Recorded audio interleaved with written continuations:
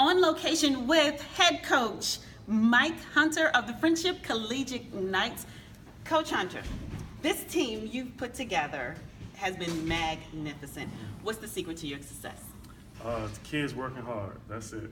I don't take any credit for it. We try to give them a blueprint, and they go above and beyond our expectations. So, well, you have to take a little bit of credit now, Coach Mike. No, it's not me. Trust me, it's not me. All right. I think I laced up my last pair of cleats about 20 years ago. So right. It's all on them. All right. Now, let's speak to the area that you are in. It's definitely one of the more challenging areas in the District of Columbia. The kids have many, many obstacles to get over. How do you combat that with keeping them focused on education and football versus what may be happening outside of here?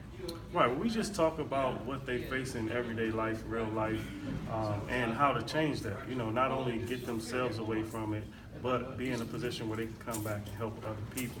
Absolutely. We use football as a tool to help further their education, to help them see other parts of the country, other parts of the world, right. So they can come back and see that things are bigger than DC or their neighborhood or their issues that they have in their neighborhood. Hopefully they come back and they're willing to, be community leaders and help other people. That's right, and you've been very successful at it. Can you talk about how many young men you graduated into scholarships last season? Last year we ended up with a total of 19. Wow. On signing day it was 17, and then after that, we continued to work for a couple more guys and ended up getting the number up to 19. And that was a mixture of D1, D2. Right. What we talk about, we don't really stress Division I or Division II.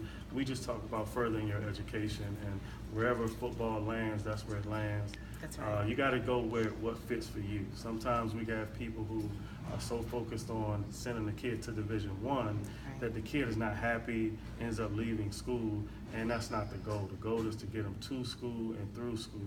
And football is secondary, so it happens to be a Division II school or Division III school, which they do play good football. Right. And they have successful guys that move on in the professional ranks or graduate with degrees, because that's what's most important. That's right, and this is why we call them student athletes first. Right. Now, speaking of these guys that you graduated out, let's get right to football. Okay. There are a lot of open positions with those guys leaving. Talk about that a little bit and how you fill those vacancies.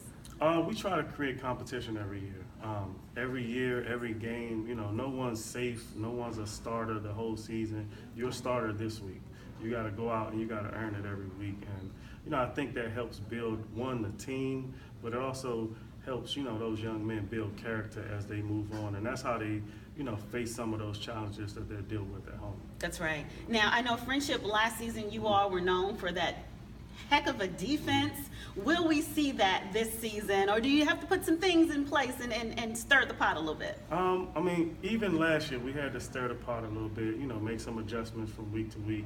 So, I'm hoping we can duplicate that type of defense and, have success on offense and special teams as well. But you never know until, next week hits. That's right. Now, let's talk about the offensive side of the ball. There's been a big change in the quarterback position. Can you talk about that a little bit?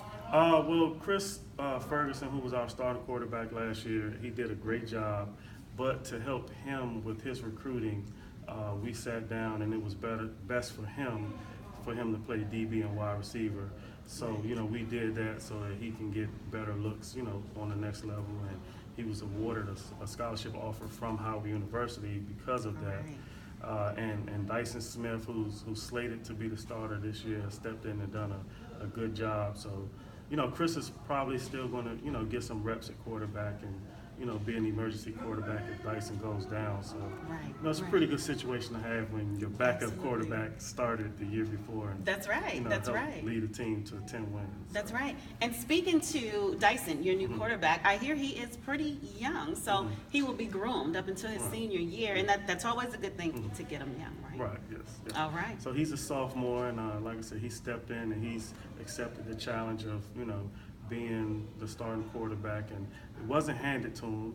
Early in the off season, 7-on-7, Chris and Dyson were still kind of battling for the quarterback position, and Dyson had to prove that he could do it before we moved Chris to DB and wide receiver.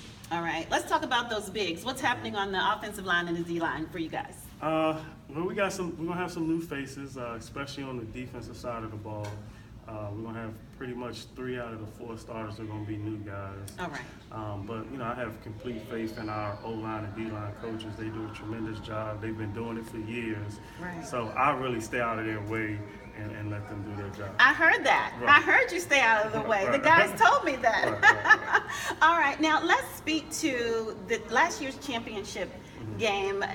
That's a rivalry right there. Can you just take us back a little bit? It was pretty much a back and forth. Yeah, so with HD Woodson, they've ruled DC for a long time.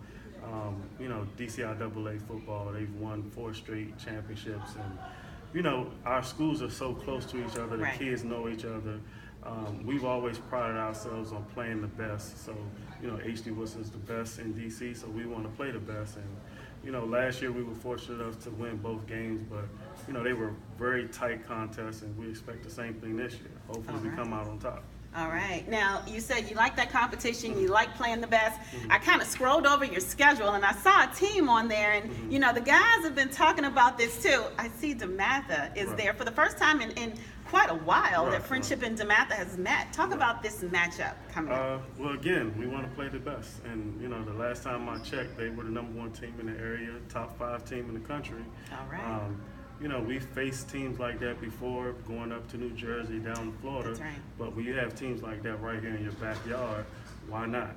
So Why not? I reached out to Elijah, and he was all for it. So let's make it happen. So it's going down, and I believe that may be September 22nd. Yes. Around that date. Yeah. Can't get that date wrong. Got to remember that date. I'll definitely be there. Okay. Coach Mike, I want to end in asking you, what is the ultimate goal this season? The ultimate goal, here at Friendship, we always talk about our championship is the first Wednesday in February. So that's our goal right there. Hopefully. Signing day. Yeah, signing day. Hopefully we're fortunate enough to win a few games and be there at the end competing for a championship. But again, our championship is signing day and helping these young men realize their dream of being a college student athlete and graduating with a degree.